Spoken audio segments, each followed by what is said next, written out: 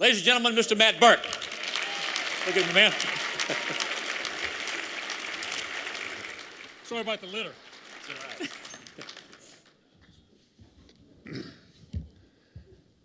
right. I don't know.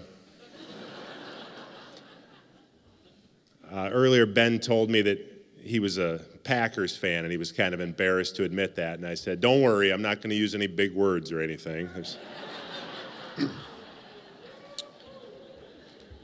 not going to be any math.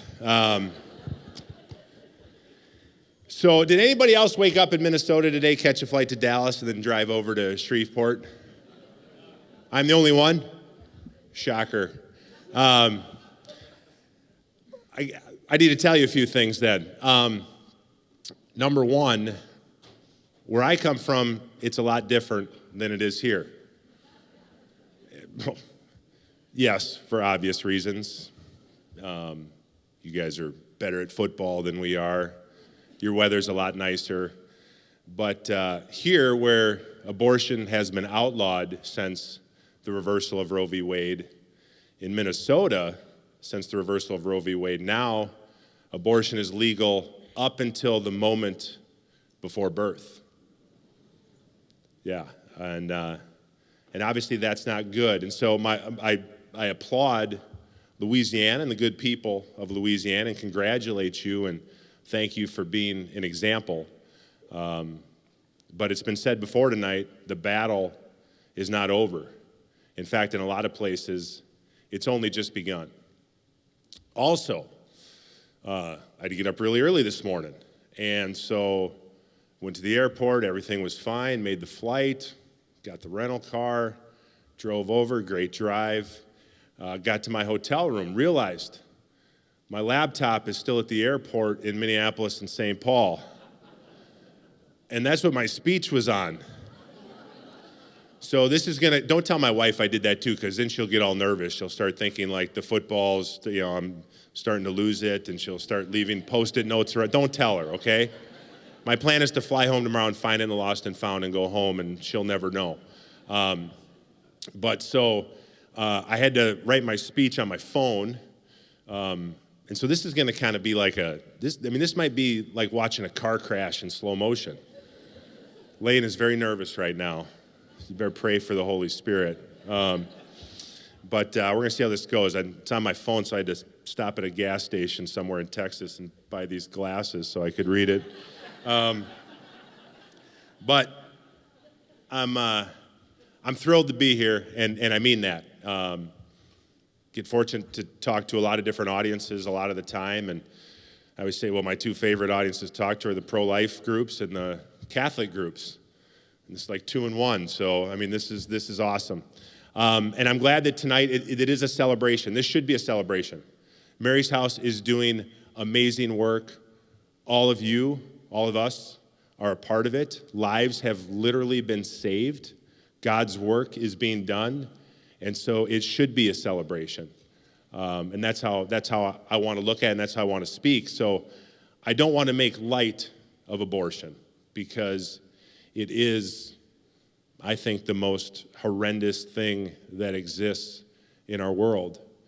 Like Mother Teresa said, if abortion is not a sin, then what is? And it's true. But like I said, tonight is a celebration, and I went to Harvard, I have a PhD in sarcasm. So we're going to have a little fun tonight. It's a big Catholic group. I got some great Protestant jokes too. I don't know. We'll see if they come out or not. Father, I hope you brought your stole, hopefully. We'll do a little confession in the hallway afterwards. You tell me if we need to or not, okay? But life is great. Life is beautiful. 8,600 people in America did not wake up today. 8,600 other people woke up for the last time today. Life is precious. We have no idea when it's going to end. And it's not that life is short that makes it tragic. It's that we waste so much of it. And it's so great to be here tonight doing something that matters. God made every single one of us for a specific purpose, but to do good things, to do big things, to do important things. Most of our lives are just filled with the mundane, and we can get caught up in that. but we are here tonight supporting important work, doing important things. The great thing about death is that it focuses you. And so it's good to be reminded that we are only here for a short time. It's also great to know that this world, as St. Therese said, it's just our ship. It's not our home. But like a lot of you, when I come to events like this, I always have to reflect, and I say, well, how did I get here? You know, being a pro-life advocate or being in the pro-life movement, it wasn't on my life bingo card when I was growing up, right? I mean, I've always been pro-life, just because everybody starts out pro-life, yeah. I mean, if you ask an 8-year-old, if you try to explain abortion to an 8-year-old, you know, it doesn't make any sense. Like, everybody starts out pro-life, but we do have this ability to reason. God gave us that reason, that ability, and humans have been screwing that up since the Garden of Eden, rationalizing things that are not good for us, and so here we are. But I've always been pro-life, but I didn't always do pro-life. Wife and I got married, and she began volunteering at a pregnancy resource center up in the Twin Cities, and she was, going there and volunteering, and I was just being the good, supportive husband, meaning I wasn't doing anything. I was busy playing football, and one day I was playing actually in Baltimore now, and my phone rings, and it was the Archbishop of Baltimore. And he called me up. He said, I got your number from your pastor. We're having an event down at the Maryland State House, a pro-life march, and I want you to speak at it. And I never spoke at a pro-life event before. I'd never really done anything that was pro-life. But I have this policy that when a priest asks me to do something, I just say yes. Now, I noticed there are priests here tonight. I want you to know I'm disqualifying you from exercising that right, okay? Just kidding, you can ask me, I'll say yes. So I said, well, sure, of course. So I was really nervous. I had to give a 5-minute talk on the steps of the State House, and I didn't know what I was going to say. And so the march was at night, so that day I went to daily mass, which wasn't happening a lot back then for me. And I went to mass, and I was like, all right, God, you've got to speak to me. You got to give me the words. I got to say something. And the gospel that day was the Gospel of Matthew, where Jesus says, whatever you do for the least of my brothers and sisters, you do unto me. And I thought, oh my gosh, God is speaking to me. That's it, right? The least of our brothers and sisters, that's the unborn. I was like, oh, thank you, God. Out. I mean, I stayed till the end. I didn't leave after communion. I stayed till the end. But I drive down to Annapolis. We have a mass down there too. The Archbishop is the celebrant. Same gospel. It's a Catholic joke. Laugh, all right? It's funny. Same gospel at that mass as there was 5 hours earlier, right? And the Archbishop gives a homily, and he talks about the least of our brothers and sisters. That's the unborn. That's why we're here. And I thought, this guy stole my stuff. What the heck? So now I'm really nervous. Now I'm like, what am I going to say? And so mass ends, and we all march over to the State House, and I'm sweating. I'm sweating.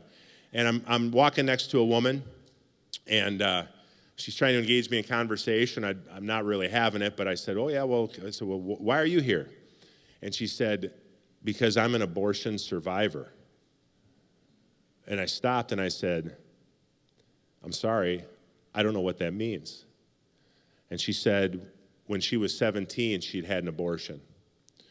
And it was the biggest mistake she ever made, and she doesn't want anybody to make the same mistake that she made. And that's why she was there. And again, I was not involved in the pro-life movement. I wasn't doing anything. I was only being pro-life. And I thought, oh my gosh, here's a woman who's had an abortion. Have her speak. Who wants to listen to a dumb football player? These are the people that need to be heard from. Turns out that night at this march, there were hundreds of abortion survivors there. And that's when it really clicked for me. I thought, this is totally different than I thought. This isn't a political issue.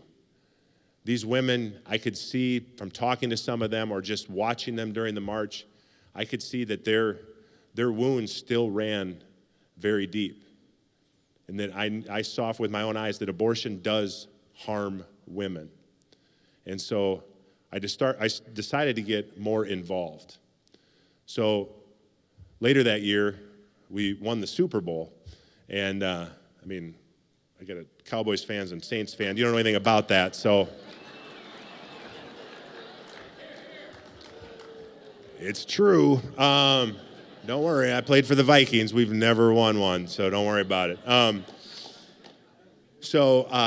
I'd retired, and one day I was at home, and an invitation shows up from the White House. Doesn't happen every day, so very nice envelope, nice writing. And I opened it up, and it was an invitation to go to the White House. Not just for me, for everybody on the team. They invited the whole team, which was a nice gesture, I thought. But 2 days before that invitation showed up at my house, then President Obama had given a speech addressing Planned Parenthood. He was the first sitting president to address Planned Parenthood. And at the end of his speech, he said, "God bless Planned Parenthood." And I remember when he said that, my kids and I were talking about it at dinner. They had heard about it, and I said, you can be pro-choice if you want, and abortion is legal, but you can't say, "God bless Planned Parenthood." God is not blessing what is going on at Planned Parenthood. And so really, I wasn't trying to make any kind of stand or statement. I didn't want to be a part. I didn't want to go to the White House. I didn't want to be around that. So I just checked no.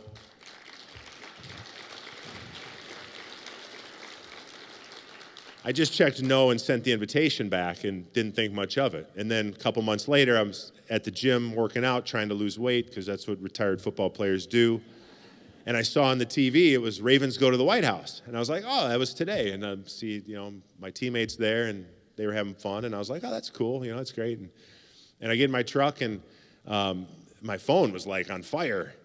And all these sports writers were calling me from Baltimore, and they're like, why weren't you at the White House? You were the only guy that wasn't at the White House. Are you mad that the Ravens cut you? And I was like, the Ravens didn't cut me. I retired, okay? Let's get it straight.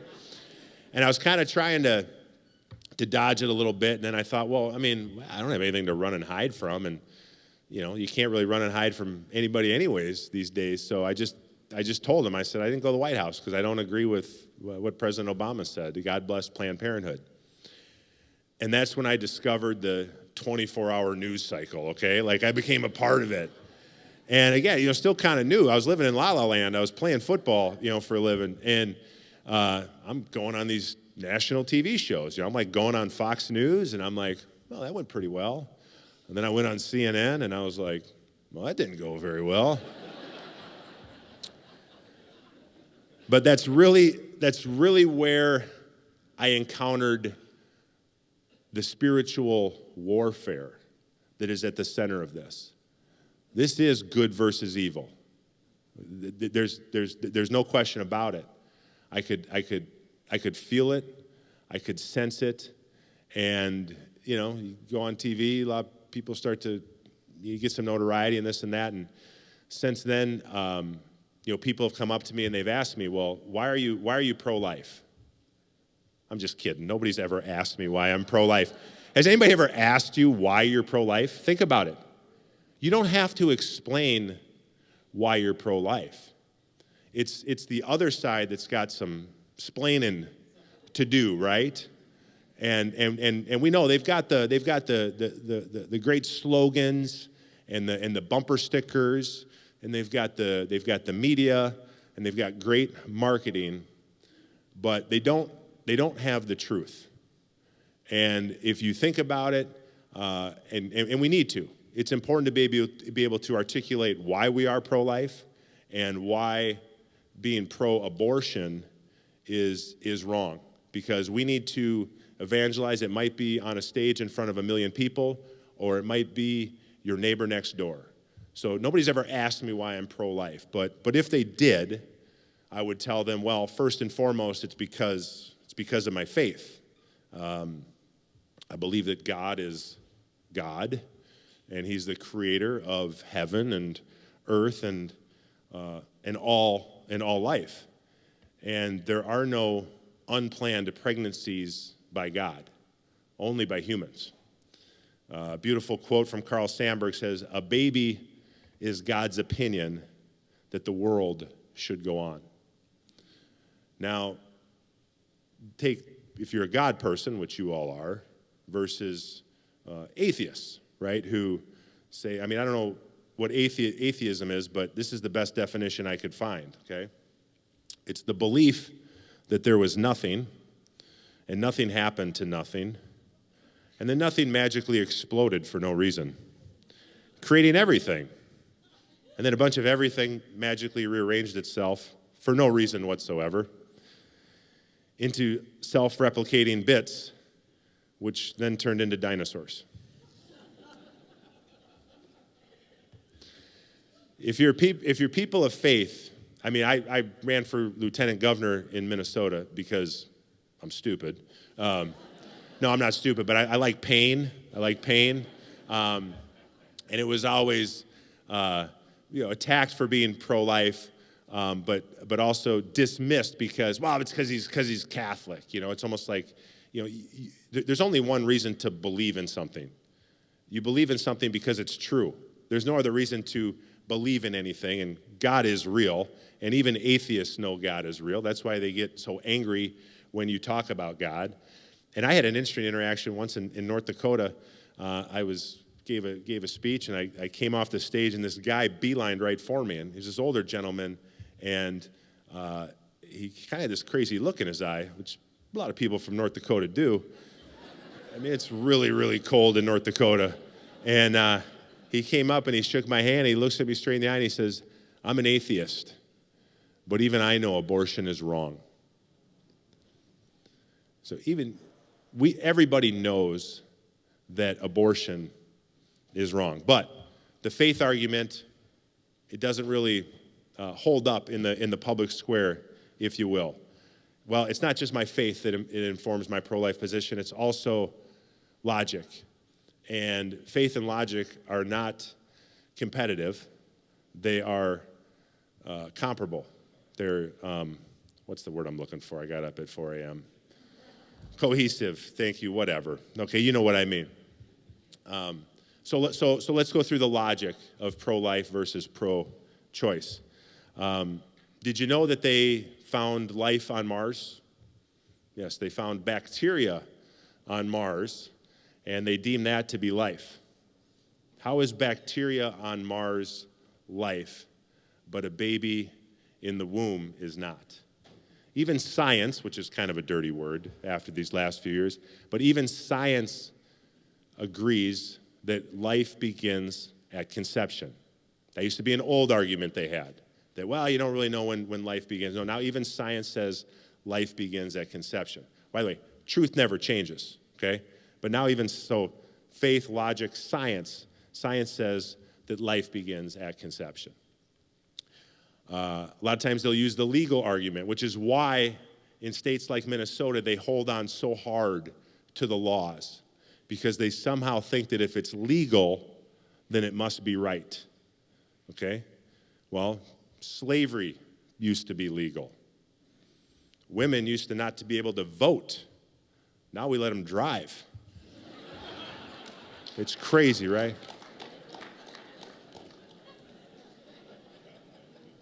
My wife hates that joke. Don't tell her I said that joke either. But just because something is legal doesn't make it right. Laws change all the time. I lived in Florida for a short time, because that's what retired people in Minnesota do. They move to Florida. And I met a friend, he's a house builder. And do you know what the worst thing that can happen to a house builder in Florida is if you find a sea turtle nest on a building site? I think you basically have to set whatever tools you have down and back away, and then they put like yellow tape around the building site for like 100 yards, Okay, and you can't go back in there until the sea turtles hatch. Now, I mean, I like sea turtles. My kids grew up on Finding Nemo. Cute, love them, they're great. Do you know what happens to sea turtles when they hatch? So they instinctively go to the water, which is great. But 90% of the sea turtles don't make it to the water. They get eaten, okay? And then of the ones that make it to the water, 90% of those get eaten, okay? So I can understand why they're protected, because it's tough being a sea turtle. But does it make any sense that sea turtle eggs have more protection under our laws than human beings in the womb? It's I think what they call cognitive dissonance. You know, we have a humane society that protects animals. Who's protecting humans in the womb? It's us. It's you. It's Mary's house. There's a lot of great stories, great witness, great testimony out there, like Abby Johnson, people who have worked in the abortion industry, and then one day they said, this isn't right. God touched them. They had their Saul-like moment, and they left the abortion industry and now work on behalf of the unborn, either advocating, witnessing, working in pregnancy centers. Have you ever once heard of somebody who worked in a pregnancy center who then went to go work for Planned Parenthood? Not once. Not once. Under law, if we want to talk about laws again, under laws, you get charged with, well, not you, because you wouldn't do this, but you get charged with double murder if you murder a woman who is pregnant. So why is it in that instance that we recognize that life in the womb and their right to life, but we don't do it in the event of an unplanned pregnancy? One of the instances that the pro-abortion side likes to bring up is in the instance of rape and incest. Okay, they always want to bring that up, which, by the way, is less than 1% of all abortions nationally are a result of a pregnancy of a child conceived during a rape. But that's what they always want to bring up. They don't want to bring up the 99.789%. They want to bring up the 0.1 or 2. I was speaking at an event shortly after the Super Bowl. Did I mention I won the Super Bowl? Did I mention that? Just check. Not with the Vikings. And this bunch of speakers going to go up, and we were kind of lined up off the stage, and there was this kid in front of me. I say kid, you know, he was like 19, 20 years old, and he was like super nervous. I mean, this kid was like, he was making me uncomfortable. And I was like, hey, man, it's going to be okay. Like, don't worry about it. And then I'm thinking to myself, well, I'm following him, you know? Like, I'm going to crush, right? Because he's not going to be very good. Which, by the way, I'm really happy I didn't have to follow Lou Holtz right after Lou came. At least there was a year gap in there.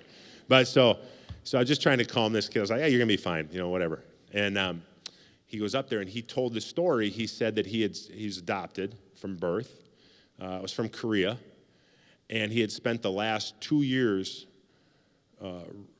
trying to find and ultimately meet his birth mother. And he finally tracked her down. He flew to Korea. He was going to meet her, and she didn't show. And then he tells that after she didn't show, they communicated, and she said that she just couldn't do it because she was ashamed. She was ashamed because he was conceived during a rape. And this young man said, all I wanted to do, and at this point he's sobbing and everybody else is sobbing, and he says, all I wanted to do was hug my mom and thank her for choosing life for me. And I had to follow that. Right. It's not all about me, I know that, but and when it comes to rape and incest, you know, rape is a horrible thing. But having an abortion is not going to take away the pain of the rape. The messaging out there is that, oh, you get it taken care of and everything's going to be fine. but that's just adding on to the suffering that a young woman is going to go through. Sometimes you got to stop in this world, and I know it's crazy times and the world's a mess, and most times we hear a lot of crazy news. You guys read crazy news coming out of Minnesota, you're like, those people are crazy, right? It doesn't even faze you anymore. Like you think you're reading the Babylon Bee, but it's like actually real news. But it's incredible now that there is this push, and it's becoming more mainstream or more acceptable for abortions to occur when a child in utero has some kind of disability or handicap. I just read yesterday that in London now, and I don't know what the abortion laws are in England, but now a cleft palate is an acceptable reason to abort a child up until the moment before birth. I mean, I don't know, a cleft palate. There are countries that are actually touting and are actually proud, saying that they are aborting all of the babies with Down syndrome, that by 2050, their country is going to be Down syndrome free. What are we, like, did I miss a meeting? What are we talking about? I can tell you, just this past Sunday, I was at a basketball tournament with one of my kids, and we had to masstimes.org it, and find the church close to the tournament, and we went to a church we'd never been to before, and the altar server, there was one altar server. It was this little church, it's not in a great part of town, one altar server, this young lady who had Down syndrome. And she processed down the aisle. She couldn't have had a bigger smile on her face. She was greeting people as she's walking. During the entire Mass, she was so holy. She was so reverent. It was just absolutely beautiful. I mean, it was a beautiful thing. This young woman, she just radiates joy. I have a niece who has trisomy 19, which is a pretty severe condition. Francesca will never, she'll never live on her own. She'll wear a diaper her entire life. She'll have to be changed. But Francesca, when you see her, you can't help but smile. And when she walks into a room, she's very loud, and she wants to give everybody kisses and hugs, and she really can't control much, but she says, hi, Uncle Matt, hi, Uncle. I mean, she makes everybody happy. All she does wherever she goes is spread joy. Wouldn't that be a great legacy? Think about your funeral. If they said about you, well, all he or she did, they just spread joy wherever they went. Wouldn't that be an amazing legacy to leave? Don't we need more of that in our world, not less?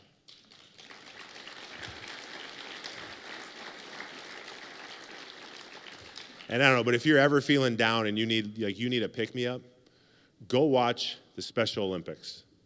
Has anybody ever been to the Special Olympics? Like, you can't leave there and not think like, man, maybe we got a chance. Maybe we got a chance. That is the most inspirational thing I've ever been to. And I've been to a lot of things, right? But that is the absolute best. Yet it's being touted and advertised as like a win, that we're trying to exterminate these types of people. And I hate to say these types of people, because we're all people, but these types of conditions from our world. And then we get to my favorite one. My body, my choice. Except when it comes to a vaccine. Nobody's trying to tell a woman, especially a man, because we're not supposed to do that, what to do with her body. I'm not trying to tell you what to do with your body. What I am trying to tell you is that it's wrong to kill another human being. That child is not your property. You do not own that child. It is a separate life. It has a separate heartbeat. Life is happening. It's inside of you. It was created by two human beings. I think that's how they still do it, although I'm not sure anymore. It's confusing out there, right? It's inside of you. It's growing. It's alive. It's a life. It's not yours. That's my body, my choice. Think about it. I don't know if you have like a park here. I mean, I'm sure you do, Central Park. And you walked through there and you saw a woman who was 9 months pregnant sitting on a park bench drinking a bottle of Jack Daniels and smoking cigarettes. You wouldn't say, well, her body, her choice. You wouldn't sign off for that. But it sounds good. My body, my choice. It sounds good on a bumper sticker. Or if you're chanting something at a rally at a Capitol. My body, my choice is not, it's dishonest. So, and then finally, we have this beautiful thing called adoption in our world. I don't know why we don't talk about adoption more. We make it sound like women who are pregnant unplanned, that you got two choices. It's like abortion or you're sentenced to a miserable life of single motherhood. That's kind of the way that they paint the picture. What about the third option? Adoption. My family, we were blessed to have 6 children of our own. We had 3 girls, and then we had 3 boys. Named the last one Brady Bunch. Yeah, kind of felt like, I like symmetry. I was like, this is great. We're kind of coasting along. We were just getting out of diapers, and I was like, man, I think we got this. And then my wife said, well, what about adoption? So we're unable to have any more children biologically. And I was like, we had talked about adoption a bunch, but I was like, oh, now's the time. I'm like, okay. I'm like, well, sure. Thinking, who's gonna choose us? Like, we already got all these kids. Like, birth mothers are gonna look at our family and be like, oh, my kid's not gonna get any attention there. I'm not. So they put our profile out there, and the first day, 2 birth moms chose us. So I was like, whoa, I worked a little too well. So of course, and I remember the first call came, and then like a couple hours later, the second call came, and the attorney was like, well, you don't have to say yes. And I was like, come on. I mean, you're going to say no, right? Like, all right, we're getting 2. The son that was born first, it was very late in the pregnancy. And the birth mother was trying to figure out a way to keep this child. She'd already had 2 children out of wedlock. This child was conceived out of a one-night stand in Vegas. She didn't even know the guy's last name. And she was trying to figure out a way that she could keep this child. But she was 7.5 months in, and she finally made the decision that she was going to place the child for a loving adoption. And she said to us over the phone, she said, and she's crying, and I don't do good with crying. I'm just letting you know, I don't do good with crying. And she said, I just don't want people to think that I don't love this child. And that's a common stereotype, a misconception about adoption. I mean, I've heard it now that I have adoptive kids. People say, and they just don't know, but they'll say, I can't believe a woman just wouldn't love her child enough that she would give it up for adoption. And when the birth mother said this to us, and I rarely say the right thing to women especially, I said, actually, what you're doing is the most beautiful, selfless act of love that I've ever witnessed. And I want you to know you can be a part of this child's life for as long as you want. We will always welcome that. And it's true. And she couldn't have given us a greater gift than our son. The second birth mother, totally different scenario. This was early on in the pregnancy. This was the 5th child that she had placed for loving adoption. We talked to her one time on the phone. You could just tell she's very rough. She'd had a tough life. She'd shared a few things with us. We spoke. We were supposed to keep speaking as the pregnancy went on. She always ghosted us. I think that's what the kids say nowadays. She ghosted us. And we were supposed to get a call when she went into labor. Well, we get a call, and they said the baby's been born. Oh, my gosh, what the heck? So we lived in Florida. This was in Arizona. So I go online, and just so you know, if a flight's leaving in 2 hours, you can't buy a ticket online. So I'm like, okay, this is my moment. So I jump in the car, and I'm flying down the interstate. Get up to the airport, I kind of like roll up on the curb, slam the door, I'm running out, I run inside, and I'm like, this woman needs to be on that flight to Arizona. And the guy behind the counter was like, okay. So my wife flies to Arizona, and she gets there, and the birth mother was gone. She just left the hospital, unhooked herself, and left. And she did that because there was a warrant out for her arrest. And my wife called, and she said that the baby had tested positive for all sorts of drugs in the system. And I remember for about 10 seconds, I was enraged because that was my son. And I was enraged, and I thought, why would this woman do this to her child and now to my son? And then after about 10 seconds, it all hit me. And I thought, she just gave us a gift, the greatest gift that we could ever ask for. And she did the best she could.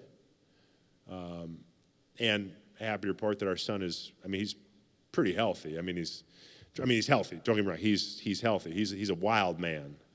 But he'll be playing middle linebacker for somebody someday. But I thought, when I calmed down after that, I thought, well, at least she did not have an abortion for our sake and for hers as well. And so here's the whole thing. Here's the whole thing about the pro-choice, and I oscillate between using pro-choice and pro-abortion. The pro-choice movement is because it's intellectually dishonest, because they act like it's necessary for women to be able to have abortions.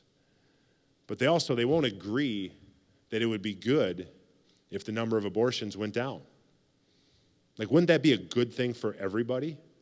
Wouldn't that be a good thing if mothers felt supported enough in enough places that they weren't having abortions, that they could either raise those children or place them for loving adoptions? And it's really insulting, I think, for the pro-choice movement to tell women to have abortions if they want to, because it's really like saying, well, you're just not strong enough. You just can't do it.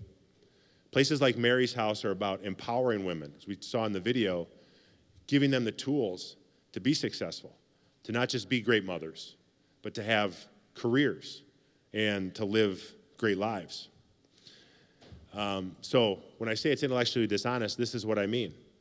I've probably been to, hundreds of these events over the years. I've never met one person that says they're pro-choice at one of these events. If they really were pro-choice, okay, abortion's legal in most places, not in Louisiana anymore. God bless you. But it's legal and it's paid for. So why aren't they here supporting places like Mary's House if they really are about choice? So even the name pro-choice is not accurate. They are pro-abortion. We are about choice. We want to love and support women so they don't get backed into a corner and feel like abortion is their only option. None of this about abortion makes any sense, which can only mean one thing. I said I believed in God earlier. I know all of you believe in God. Well, it also means that you believe in the devil. God is real, and the devil is real too. This is spiritual warfare, and the womb is ground zero. Until we get this right on earth, if we can't agree that every single person, every single being, that their life has value and dignity, and that everybody has the right to life, then we're going to keep having all these other problems that we have in our world. In college, I'd have gotten better grades had I not watched so many movies. And one of my favorite movies I watched was The Usual Suspects. Anybody ever see that one? Okay, that's your homework. Go home and watch The Usual Suspects. Great movie. But there's this guy, his name's Kaiser Soze. He's the bad guy they're trying to find. They don't even know if he's real or not. And he says, and turns out the guy who's Kaiser Soze says, the greatest trick the devil ever pulled was convincing the world that he didn't exist. They say we've lost sight of God in our world, but we've almost forgotten entirely about the devil. And we have to understand that this is first and foremost a spiritual battle. Abortion is not a right. It is a wrong. It harms women. Deep, deep wounds. Physically, emotionally, and spiritually. They like to talk about abortion like it's some kind of freedom, like freedom. Abortion keeps women and men too in bondage. Women and men carry around this weight for years and years and years. The regret, the pain. They can't forgive themselves. What they need to know is that God does forgive. That their sin is not too big for him. He will forgive, and they can have his grace and his mercy. So I think the biggest mistake that we've made and I say we, I'm talking about myself, is we sometimes talk about this as a political issue. Shame on us. Being pro-life it's a lot bigger than politics, and it's about a lot more than outlawing abortion. We can't just make abortion illegal, which you've already done. We need to make abortion unnecessary.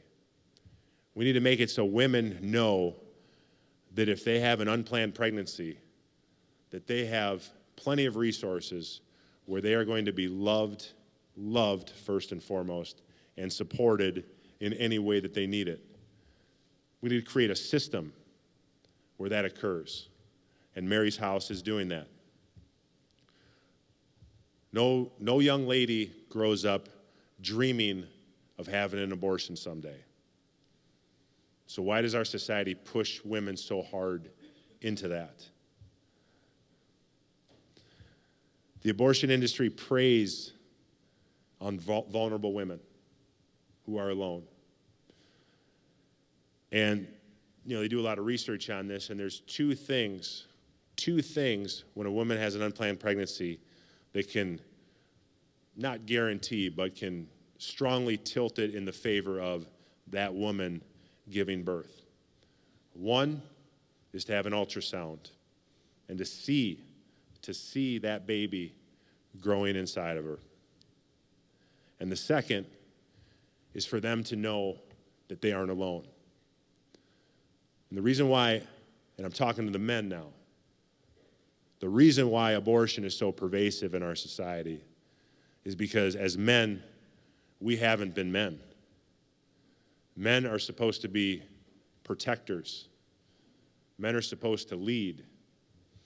And women wouldn't feel alone if men stood by them.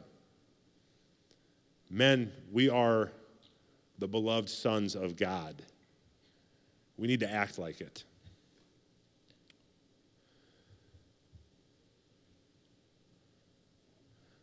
So, I hate to talk about abortion so much. I hate to focus on that because the devil thrives on attention. So, let's do what Mary's House does. Let's focus on life. Let's focus on women. Let's focus on beauty, goodness, and truth. The purpose of the pro-life movement is not to cast judgment on past decisions. It's to impart wisdom on future decisions. So what do we do, right? We're all quote pro-life. Like I said, I was being pro-life, but what do we do? The first thing we have to do is pray. And Catholics, we have no excuse. We got all these things. Listen, I love being Catholic. I love it. I cradle Catholic, so I'm probably not real good at it. But the thing I love about being Catholic is a couple things. One, it requires no talent to be Catholic, right? You just show up. Like just keep showing up. And number two, we have all of these things at our disposal, right? We obviously have the Mass and the Eucharist, which is the source and the summit, but we have the Rosary and we have adoration, and we've got the saints, we've got the Hall of Fame of Catholics, we've got the saints that we can look to for inspiration. We have so many things, so many prayers at our disposal. We have to use them. And we just have to keep using them over and over and over and over again. It's just like football. I mean, I footballize everything in my life, but it's just like football. It doesn't take any talent to bend over and snap a ball between your legs. It really doesn't. Now, when the quarterback puts his hands underneath you, that takes a little getting used to now. But you know, people ask me, well, how do you play in the NFL? How do you play in the Super Bowl? And all you do is you just do the fundamentals that you do. That I played in the Super Bowl. I spent 15 years every day snapping a football between my legs and staying low and trying to put my face in another guy's face. It's just over and over and over again. Yeah, doesn't it sound great? Everyone's always like, oh, it's so great you play in the NFL. And I was like, do you know what a center does? It's not that great. But as Catholics, we've got the goods. We've got the fundamentals, okay? We need to use them. We need to use them. We need to pray. And I would strongly encourage anybody, I guess you don't have any abortion facilities here anymore, but go to an abortion clinic and pray a rosary outside. I guarantee it will change you. You will be different. If you are ever in St. Paul, Minnesota, you have an open invitation, and I hope you're there for your sake, between like June and August, because you guys probably couldn't handle the weather any other time of year. 6 a.m. every Saturday morning, the Planned Parenthood in St. Paul. Huge facility, massive. I don't know how many millions and millions and millions of dollars it costs, but I'm sure most of it was government funded. 6 a.m. every Saturday morning, you show up. I'm there, most times. My friend Lyle's there. We're trying to get more people. I'd love to invite you. I put it out on social media once. I said, hey, anybody wants to pray at Planned Parenthood 6 a.m. Saturday? This guy shows up. He's like super happy. He walks up, he's like, hey, good to meet you. I can't remember his name. I said, hey, good to meet you. He was all happy. He goes, I've never done this before. It's like, that's okay. I said, are you Catholic? He said, no. I said, okay, well, here's the deal. We're going to pray a rosary, okay? Now, you don't know how it goes, and it's okay. You don't have to. I know you don't know the Hail Mary, but it was a joke. I said, you just, we'll reflect on the mysteries, and you do it. And we prayed the rosary, and at the end of it, he wasn't so enthusiastic anymore, and he left, and he never came back. But so, if you guys are there, just please show up. Planned Parenthood, St. Paul. The first thing we have to do is we have to pray, because this is a spiritual battle, and we're not going to do this. God is going to do this.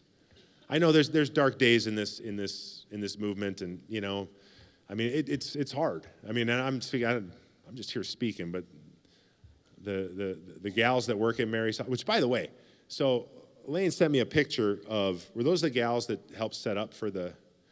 Okay, it was all gals. It was like 10 women.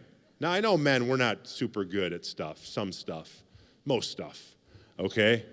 But, and Mary's house should probably be run mostly by women, but, guys, you can volunteer too. We pray but here's the good news. Like, God's not up there. God's not up above saying, oh my gosh, like what am I going to do? Okay. He knows what he's going to do. Some days we get discouraged. He's not discouraged. But he needs us. He needs our best effort. We all have a role to play in this. We pray and we give. We have to give. The pro-life movement is a movement, and we're up against an industry, okay? It's not a fair fight. I think the federal funding of Planned Parenthood is up close to $1 billion a year. There's $1 billion a year. There's nothing going to pregnancy resource centers, okay? It's not a fair fight, but we do have the truth on our side, and the truth always wins. So yes, this is the sermon on the amount. You like that? Everybody came here tonight probably with a number in their heads that they could comfortably give. I would ask you to maybe go beyond that. Maybe give it a level where it's a little uncomfortable for you. Because remember, some people are so poor that all they have is money.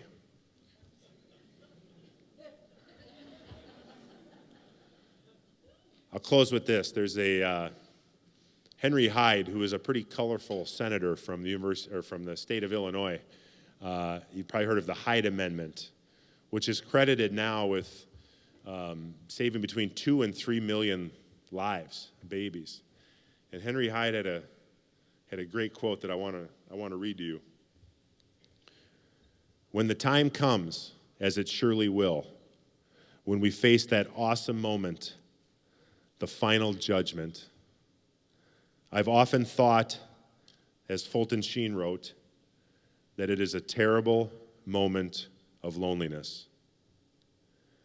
You have no advocates. You are there alone, standing before God.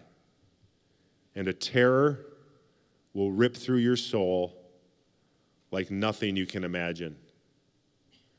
But I really think that those in the pro-life movement will not be alone. I think there will be a chorus of voices that have never been heard in this world, but are heard beautifully and clearly in the next world. And they will plead for everyone who has been in this movement. They will say to God, spare him because he loved us. And God will look at you and not say, did you succeed? But rather, did you try? The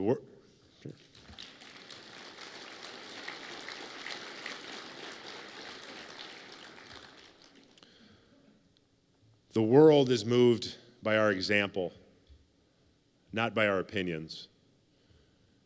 And I'm proud of the Catholic Church and Catholics everywhere who have been leading the pro-life movement since day one. But we're Catholics, right? There's some things we're not good at, quoting scripture, right?